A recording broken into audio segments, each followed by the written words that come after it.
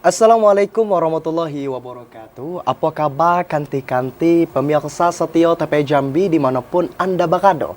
Terima kasih banyak yo dak kan yo. Iya, Karena kanti-kanti kita ko siang bolong macam ko kan masih go tetonggok di depan TV Harus tentunya tuh. untuk menonton berkabar Jambi pada edisi Sabtu 10 Februari 2024. Ya nyala yogi. Dan juga apa lagi? Kok kabarnya kan 4 hari libur ganti-ganti Betul kita benar kok lah. dapatnya kalau Betul, kemarin betul, tuh iyo Ah. tanggal merah kan Isra Betul Mi'raj. benar lah. Masjid yogi kapan Isra Mi'raj? Nampak malam ko kan awak ko tak tahu juga. Kurang tahu. Kurang tahu juga nampak tapi nampak malam. Nampak, Oh, Surat Mi'raj tu tadi. Hmm. Kalau kan ni Malam kapan? tadi di Malam Masjid tadi. Sajuk yo. Dengarlah kan cara main lah isinya tuh Enak bagus lah. lah untuk kita Tu kan. nganinya di masjid apa di rumah tu? Dengarnya dari rumah. Dari rumah Iya, malam pandai, tadi kebetulan ya. dari rumah be. Dan hari itu juga tanggal merah karena kita ngerayain apa hari kogi? Ngerayain apa? Hari Imlek. Hari Nah, kita Imlek, ngejapin apa? Betul benar.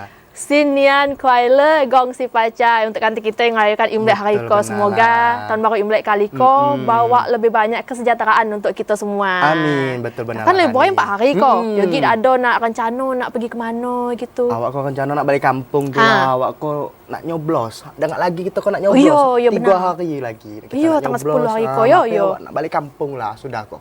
Nak balik kampung. Yo. Tapi lama lah balik kampung. Tak cuma 4 hari tu. Dah halih lah. Dah halih. Namanya juga ketemu dengan keluarga. Apalah, tak masalah. Oh iya nyala kan? enak kan ngumpul sama sanak Betul. keluarga sama mungkin kayak kanti-kanti kita yang lagi nonton kita kok kan lagi ngumpul sama keluarga Betul besar. benar lah kan ni. Karena kita nak ngasih informasi apa biari kok. Banyak benar lah kan ni. Berita yang nak kita sampaikan kepada kanti-kanti yang ada di rumah. Apa, Be? Nak tahu tak kanti-kanti? Nak tahu lah. Nah, salah siko eko kanti-kanti terkait dengan BPBD Kabupaten Sarolangun petakan TPS berpotensi banjir susulan. Sementara itu kanti-kanti 19 lokasi TPS di Kabupaten Muaro Jambi masuk dalam wilayah Limote. Selanjutnya kanti-kanti sebanyak 2.200 rumah warga terdampak banjir. Dan kanti-kanti macam mana berita selengkapnya bersama saya Yogi Aparianto. Dan saya Kairan Utari Ikola Berkabar Jambi selengkapnya.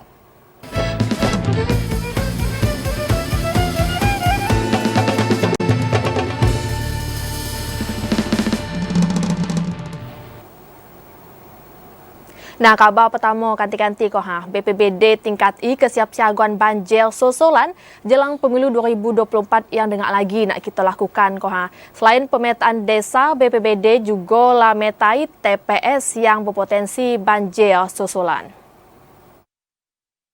Jelang pemilu 2024, BPBD Sarolangun terus ningkati dan melakukan upaya kesiapsiagaan untuk mengantisipasi ancaman dan potensi bencana alam, kayak banjir, longsor, dan penanganan pasca bencana alam. Kepala Bidang Kedaruratan dan Logistik BPBD Sarolangun, Yen Aswadi mengatakan, pemilu pada 14 Februari lagi berlangsung di tengah periode musim hujan. Kondisi ko akan berdampak terhadap pelaksanaan pemilu yang rentan terjadinya bencana alam. Berdasarkan koordinasi bersama KPU Sarolangun, pihak KPU lah memetai jumlah TPS yang rawan terjadinya bencana alam, terutama banjir susulan. Sebelumnya pada awal tahun 2024, beberapa wilayah di Kabupaten Sarolangun terdampak banjir akibat tingginya intensitas hujan. Untuk informasi dari BMKG memang dari surat yang kami terima sampai bulan Maret cuaca memang masih ekstrim. Jadi kami melakukan masyarakat untuk tetap waspada dan juga tetap bagi yang punya anak untuk menjaga anak-anaknya supaya tidak terjadi hal-hal yang tidak kita inginkan. Untuk mengantisipasi terjadinya bencana alam pas pemilu, KPU Sarolangun bakal nyiapi TPS darurat di daerah rawan bencana. Edi Kusnadi, TPRI Jambi melaporkan. Selanjutnya kanti-kanti masih seputar persiapan pemilu 2024 di mana KPU Kabupaten Muaro Jambi ko meninjau ulang lokasi TPS yang terendam banjir dan dari hasil peninjauan tersebut terdapat 179 lokasi TPS yang terdampak banjir. Berdasarkan hasil akhir peninjauan ulang atau mapping di lokasi tempat pemungutan suara atau TPS, terdapat 179 lokasi yang masih terdampak bencana banjir. Lokasi TPS yang masih terkena banjir yakni Kecamatan Jambi Luar Kota sebanyak 24 TPS, sekarang 34 TPS Kumpe Ilia 50 TPS, Makosebo 10 TPS, Kumpe Ulu 34 TPS, Sungai Gelam 7 TPS, Bahas Selatan 1 TPS, dan Taman Rajo 19 TPS. Komisioner KPU Kabupaten Muaro Jambi, Divisi Hukum dan Pengawasan Supriyadi mengatakan pihaknya akan memindahkan lokasi TPS yang terdampak banjir. Pemindahan TPS IKO dilakukan untuk mengantisipasi resiko gangguan yang dapat menghambat proses pemilihan pada pemilu 14 Februari 2024. Jadi antaranya itu bangunan-bangunan sekolah atau bangunan-bangunan pemerintah yang ada di desa itu yang bertiang, yang masih bisa dipakai untuk dijadikan TPS. Supriyadi minta kepada panitia pemilihan kecamatan PPK agar dapat mengawasi titik lokasi TPS yang terdampak banjir. Berdasarkan prediksi BPBD Muaro Jambi, debit air di wilayah Muaro Jambi masih berpotensi meningkat seiring masih meningkatnya intensitas hujan. Azam Afnan, TPRI Jambi melaporkan. Masih terkait kabar dengan pemilu 2024 ke kanti-kanti. Jadi memang dekat lagi kok udah nak dilakukan pendistribusian logistik pemilu 2024. Nah untuk itu Ketua KPU Kota Jambi ninjau daerah banjir di Kelurahan Legok Kecamatan Danau Sepin. Peninjauan Niko dilakukan untuk mastiin proses pendistribusian logistik pemilu 2024 lagi berlangsung lancar. Ketua KPU Kota Jambi, Denny Rahmat, Kamis pagi ninjau lokasi banjir di Kelurahan Legok Kecamatan Danau Sepin. Peninjauan Niko dilakukan untuk memastikan proses pendistribusian logistik pemilu berjalan lancar. Denny Rahmat mengatakan dari hasil peninjauan, ditemui 21 TPS di Kelurahan Legok yang terdampak banjir. Untuk memastikan proses pencoblosan berjalan lancar, seluruh TPS Niko bakal dipindai ke lokasi yang tidak terdampak banjir. KPU Kota melakukan supervisi terhadap 21 TPS yang kemungkinan bakal direlokasi untuk Kelurahan Legok Kecamatan Danau Sepin. Dari sini kita membagi dua kategori, satu di daerah Danau Sepin, satu lagi di daerah Pulau Pandan. Dijadwali seluruh logistik pemilu bakal didistribusi pada hari Senin lagi. Pas pendistribusian logistik pemilu, Denny Rahmat berharap seluruh petugas pemilu memahati seluruh logistik pas pendistribusian. Asya, TPRI Jambi melaporkan. Selanjutnya kanti-kanti 19 lokasi TPS di Kabupaten Muaro Jambi masuk wilayah Limote. Pendistribusian logistik tak hanya melalui jalur darat, namun juga melalui jalur air. Dari 1.296 tempat pemungutan suara atau TPS di Kabupaten Muaro Jambi, 19 TPS diantaranya masuk ke dalam wilayah terpencil, terluar, tertinggal, terjauh, dan terdalam atau disebut Limote. Dari jumlah itu, 8 TPS masuk kategori tersulit atau terjauh diakses. Terdapat di Desa Rantau Panjang, Kecamatan Kumpe Ilia. 8 TPS di daerah tidak dialiri listrik, yakni di Desa Tanjung Lebar, Kecamatan Bahas Selatan, dan 3 TPS di Desa Bukit Baling, Kecamatan Sekanan. Ketua KPU Al-Muttaqin mengatakan, distribusi logistik pemilu tak hanya melalui jalur darat, namun juga melalui jalur sungai yang membutuhkan waktu sekitar 6 jam untuk menuju lokasi. Untuk memastikan pendistribusian logistik berjalan lancar dan aman, KPU Muaro Jambi telah melakukan mitigasi dan rapat koordinasi bersama kepada penyelenggara tingkat desa dan kecamatan. Pendistribusian logistik direncanakan pada 13 Februari mendatang atau 1 hari menjelang hari pemilihan. Azam Afnan, TPRI Jambi melaporkan. Nah kanti-kanti jangan nak melalababo dulu karena kami akan balik hadir dengan sejumlah informasi penting dan menarik lainnya. Di antaranya 251 hektar sawah di Kabupaten Muaro Jambi terendam banjir. Tetaplah bersama Berkabar Jambi.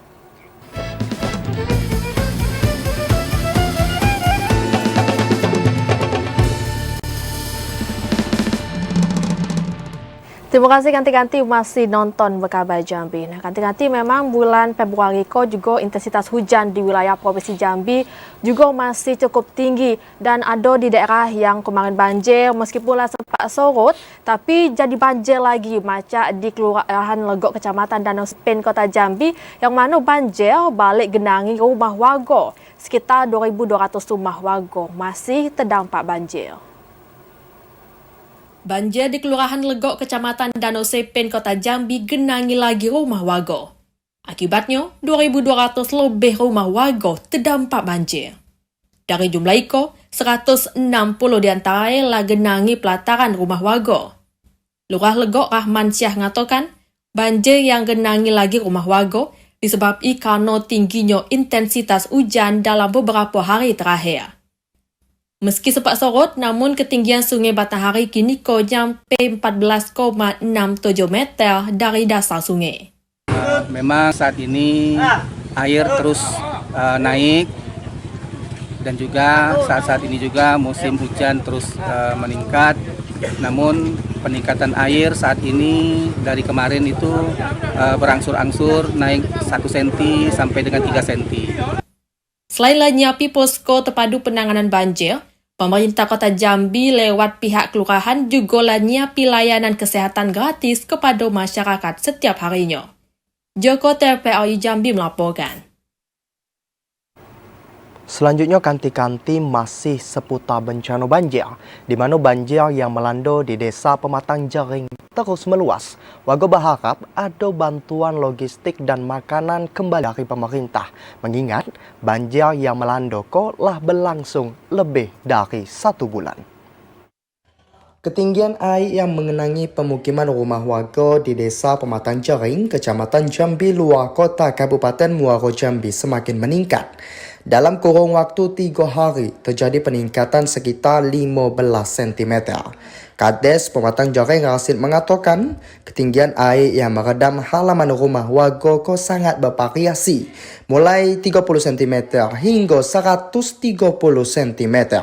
Tercatat, 120 rumah warga dengan jumlah warga 1.462 yang terdapat banjir luapan Sungai Batanghari. Warga setempat berharap bantuan kembali dari pihak terkait seperti makanan dan logistik, mengingat banjir yang melanda sudah berlangsung 1 bulan lebih. Saat ini intensitas air dengan tambahan debit air yang saat ini lebih meninggi, memang sudah ada penambahan yang terdapat banjir dari beberapa hari yang lalu. Tidak hanya mengenangi pemukiman rumah warga, luapan air Sungai Batanghari juga meredam akses jalan kabupaten dan desa.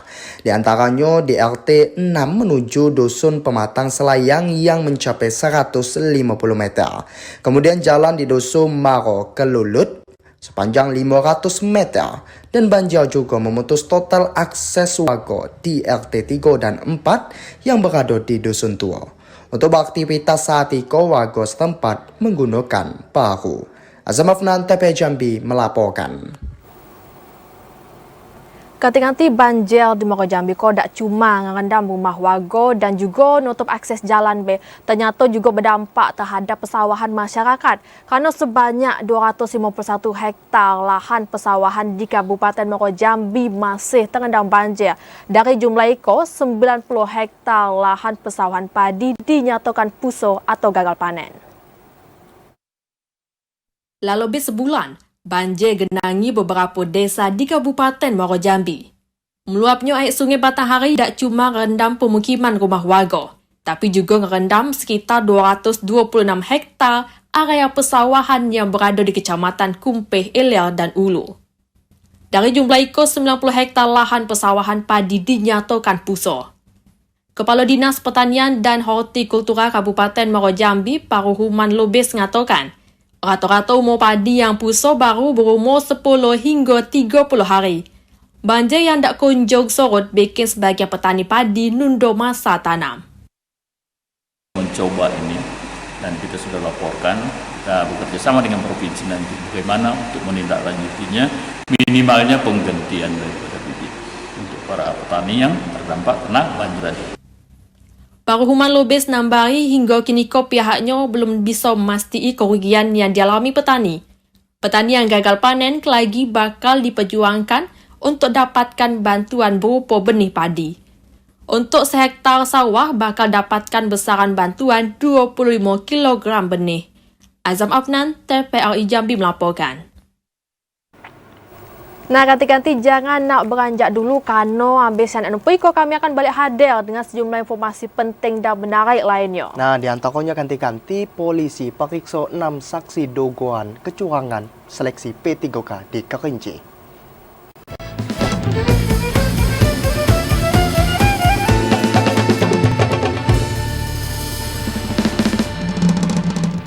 Terima kasih ganti-ganti masih nonton Berkabar Jambi. Kita ke kabar lain pula ganti-ganti. Jadi wacana untuk ngasih BLT bagi sopir batubara yang terdampak kebijakan penghentian operasional angkutan batubara di jalan umum direncanai mulai disaluri pada akhir Februari 2024. Pemerintah Provinsi Jambi kini lagi ngupayakan pergeseran anggaran belanja tidak terduga yang bakal digunakan untuk ngasih bantuan. Setelah diputuskan akan dicairkan dalam bentuk sembako, wacana pemberian bantuan langsung tunai BLT dari pemerintah Provinsi Jambi untuk sopir batubara yang terdampak kebijakan penghentian operasional di jalan umum. Pemberian BLT direncanakan mulai disalurkan pada akhir Februari 2024. Pelaksana harian Asisten 2 Setda Provinsi Jambi Johan Syah mengatakan, pemerintah saat itu sedang mengupayakan penggeseran anggaran belanja tidak terduga yang akan digunakan untuk pemberian bantuan. Penggunaan anggaran BTT untuk BLT terlebih dahulu akan dimasukkan ke anggaran kegiatan Dinas Perhubungan sebelum akhirnya dapat digunakan. Nantinya, setiap pemberian BLT sembako akan mendapatkan bantuan selama 3 bulan mulai Januari hingga Maret 2024. Masing-masing sopir angkutan batubara akan menerima bantuan Rp200.000 setiap bulannya. Berdasarkan data sementara yang telah dihimpun, ada 5.000 sopir batubara yang datanya sedang diverifikasi. Dan tentu sekarang kalau saat ini kita menunggu proses pergeseran anggaran BTT itu ke anggaran kegiatan yang ada di perhubungan. Itu saja. Dan ini ya paling lama kita harapkan ya akhir Februari ini ya mudah-mudahan bisa kita salurkan untuk selama 3 bulan ya, Januari, Februari, dan Maret. BLT sembako untuk sopir batubara pasca keluarnya instruksi Gubernur Jambi nomor 1 tahun 2024 akan disalurkan pemerintah melalui PT Pos. Randy Arta, TPRI Jambi melaporkan. Selanjutnya ganti-ganti polisi memeriksa 6 saksi dugaan kecurangan dalam seleksi penerimaan P3K di Kabupaten Kerinci. Pemeriksaan dilakukan penyidik untuk mengumpulkan bukti-bukti terkait laporan dugaan kecurangan. Ketua Aliansi Honorer Kerinci, Edios Hendra dan 5 orang lainnya datangi Polda Jambi pada Senin siang. Orang itu dipanggil penyidik Subdet 1 Kamnek Polda Jambi untuk diperiksa terkait dugaan kecurangan seleksi penerimaan pegawai dan perjanjian kontrak atau P3K di Kabupaten Kerinci. Di hadapan penyidik, Edios Hendra nunjuki beberapa bukti perkara, mulai dari adanya pengangkatan anak dan 2 ajudan mantan Bupati Kerinci Adi Rojal yang lolos seleksi hingga pengangkatan mantan narapidana dan guru IDA aktif jadi honorer. Seluruh bukti itu dilapori dan diserahi ke penyidik Polda Jambi. Data terkait laporan kami kemarin, jadi khusus saya ini jurusan atau guru bimbingan konseling, tentu saya akan memberikan informasi kepada pihak penegak hukum ini tentang guru bimbingan konseling yang diluluskan, khususnya guru yang narapidana. Direktur Reserse Kriminal Umum Polda Jambi Kombes Pol Andri Ananta Yudhistira mengatakan hasil pemeriksaan itu nantinya bakal digunakan untuk gelar perkara. Sejauh itu penyidik baru memeriksa 6 orang dan mengumpuli barang bukti. Kisruh seleksi penerimaan guru P3K di Kabupaten Kerinci dilapori ke Polda Jambi. Laporan Niko dilayangi oleh Aliansi Honorer Nasional atau AHN Kerinci terhadap 3 pejabat pemerintah di Kabupaten Kerinci. Ari Haryono, TVRI Jambi melaporkan. Selanjutnya kita ke kabar terkait dengan darurat narkoba. Ganti-ganti Satres Narkoba Polres Kerinci ngeringkus bandar narkoba di Kabupaten Kerinci. Dari hasil penangkapan Niko, polisi berhasil nyito barang bukti berupa 29 paket sabu siap edar. Beginilah kondisi saat penangkapan tersangka OS, bandar narkoba di Kabupaten Kerinci. Tersangka ditangkap saat hendak melakukan transaksi narkoba jenis sabu di Desa Bintamara, Talang Kemuning, Kecamatan Bukit Kerman, Kabupaten Kerinci. Tersangka berikut barang bukti berupa 29 paket sabu yang dibungkus plastik siap edar, 1 unit motor, dan 1 buah telepon genggam yang dijadikan alat komunikasi untuk bertransaksi narkoba langsung diamankan ke Mapolres Kerinci untuk penyelidikan lebih lanjut. Kapolres Kerinci Muhammad Mujid mengatakan tersangka merupakan target operasi sejak September 2023 dan sangat sulit ditemukan karena keberadaannya selalu berpindah-pindah. Petugas kepolisian harus melakukan penyamaran sebagai pembeli barang haram tersebut untuk memancing tersangka keluar dari persembunyiannya. Untuk BB yang kita amankan memang untuk yaitu 1 buah motor ya, 1 buah motor, uang Rp500.000, 1 buah handphone, kemudian paket sabu sebanyak 29 paket. Tersangka dijerat dengan pasal 114 dan 112 Undang-Undang Nomor 35 Tahun 2009 tentang narkotika dengan ancaman hukuman 5 hingga 20 tahun penjara. Elwan, TVRI Jambi melaporkan. Oh ya Rani. Apa Yogi? Kalau kita tadi nganing 10 berita tadi itu dah banyak nian berita terkait dengan banjir tadi. Benar. Kita tengoklah banjir masih merajalela dak. Iya, betul banyak. Dampak merendam rumah warga. Terus tadi itu banyak apa? Sawah Tanaman. juga. Sawah tuh yang puso. Apa puso? Gagal panen. Gagal panen tuh tadi. Juga nutup akses jalan. Betul benar lah. Dan juga apalagi dengan lagi kok juga nak pemilu kan. Betul. Jadi KPU tuh nak distribusi logistik tuh juga tak hampat kan banjir, tanah longsor, bencana hidrometeorologi ko lah koyo kan. Jadi kita harap semoga cepat berlalu lah bencana ko. Amin. Dan juga kita tak lupa-lupa pula kita kok nak bagi tahu kepada kanti-kanti. Apa tuh? Harus nyoblos pada tanggal 14 Februari Februari 2024 akan lagi. Benar, Dak yo. 3 hari lagi dak yo. Jangan sampai 4 hari lagi lah. 4 hari lagi. Terus 10 hari ko. Yo kan 3 hari lah. Oh yo. 4 ko hari hae. Ya, oke. Demikian harus lah ya. tuh harus nyoblos yo dak yo. Ya. Kalau dak nyoblos lagi dak elok kata orang jadi gitu dak. Nah, kanti-kanti demikianlah berkabar Jambi kita hari ko. Terima kasih banyak atas segala perhatian dan kebersamaannya. Dan akhirnya bersama saya Yogi Aparelianto dan saya Kayan Utari bersama kabar kerja petugas pamit undur diri. Wassalamualaikum warahmatullahi wabarakatuh dan sampai jumpa.